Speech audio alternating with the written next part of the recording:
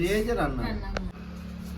নমস্কার বন্ধুরা, ভিলেজ রান্নাঘরে আপনাদেরকে সবাইকে আমার অনেক অনেক স্বাগত। আজকেও কিন্তু একটা রুই মাছের, শীতের সময় তো দেশি টমেটো দিয়ে রুই মাছের ঝাল বানাবো। অবশ্যই পুরো ভিডিওটা আপনারা প্রথম থেকে শেষ পর্যন্ত দেখবেন। নমস্কার বন্ধুরা, ভিলেজ রান্নাঘরে আজকে বানাবো রুই মাছের ঝাল। কাঁচা টমেটো দিয়ে ঝাল বানাবো বন্ধুরা। তো বন্ধুরা সঙ্গে থাকুন। তো আমরা রেসিপিটা শুরু করি। প্রথমে আমি সাদা সর্ষে নিয়ে নেবো। সাদা সর্ষে 3 চামচ দেবো।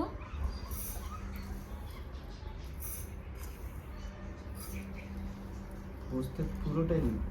পোস্তটা কিন্তু 2 চামচ আছে, পুরোটাই দিয়ে দেবো। তার সাথে 3টে কাঁচা লঙ্কা দিব।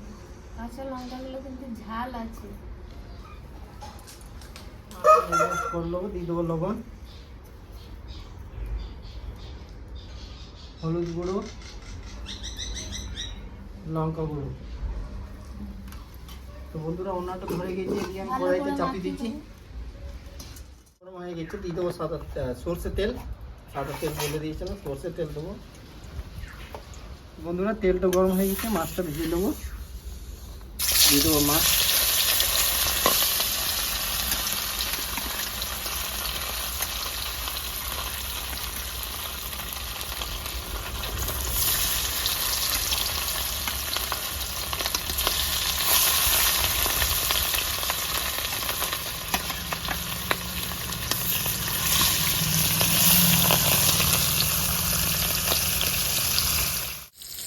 তো বন্ধুরা মাছটা ভাজা হয়ে গেছে, এবার তুলে নেবো আমি।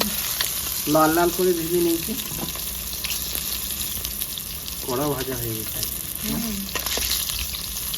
ঝালটাতে একটু কড়া ভাজা না হলে ভালো লাগে না। এই মাছই হয়ে যাবে। আর দেবো আমি 2টো শুকনো লঙ্কা, আর দেবো অল্প 5 ফোড়ন।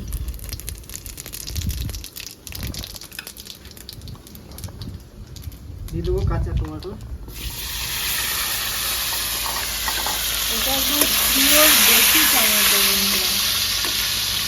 বন্ধুরা টমেটো আমার এখন ভালো করে সিদ্ধ হয়নি, আমি এখানে মশলা তৈরি করে নেবো। দেবো একটু লবণ পরিমাণের মতো, হলুদ গুঁড়ো 1 চামচ মতো, জিরে গুঁড়ো, ধনে গুঁড়ো, ধনে গুঁড়ো বন্ধুরা, ধনে গুঁড়ো, আর দিয়ে দেবো 1 চামচ জিরে গুঁড়ো, আর একটু লঙ্কা গুঁড়ো। জল দিয়ে এটা আমি গুলে রাখবো। দেবো একটু জল। এটা দিলে মশলাটা পড়বে না বন্ধুরা, ভালো করে ঘুলে নেবো।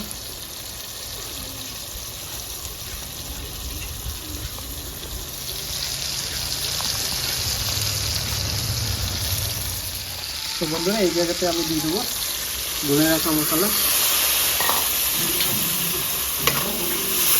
এই মশলাটা পুড়বেও না, কালারটা যেমন আছে তেমনই থাকবে।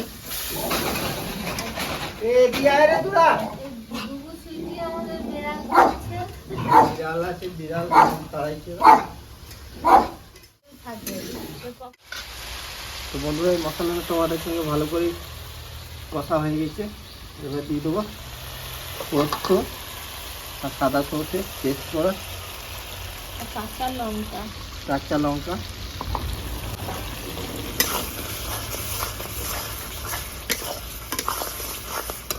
বাকি দিয়ে একটু জল দিয়ে দেবো।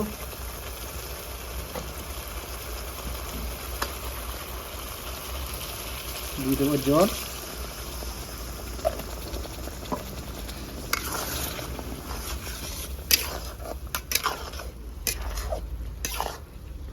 তো বন্ধুরা এবারে মাছটা দিয়ে দেবো। গায়ে লাগা লাগা ভালো হচ্ছে, দারুণ। কমপ্লিট হয়ে গেছে, এবারে আমি উপরের দিকে চিরা লঙ্কা দিয়ে দেবো। 3টে দিলাম।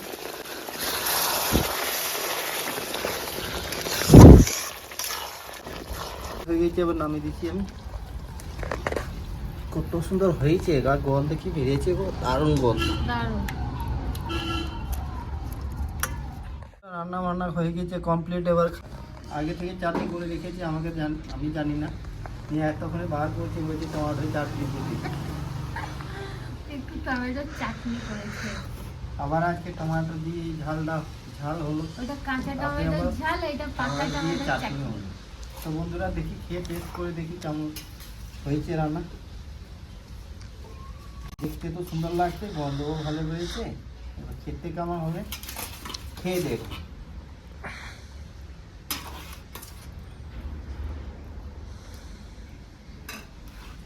চাটনিটা নেবেন এখন? এখন কেন খাওয়া পরে চাটনি, এখন চাটনি লাস্টে খাবেন। টমেটোর ঝাল কেমন লাগছে বন্ধুরা, খাই।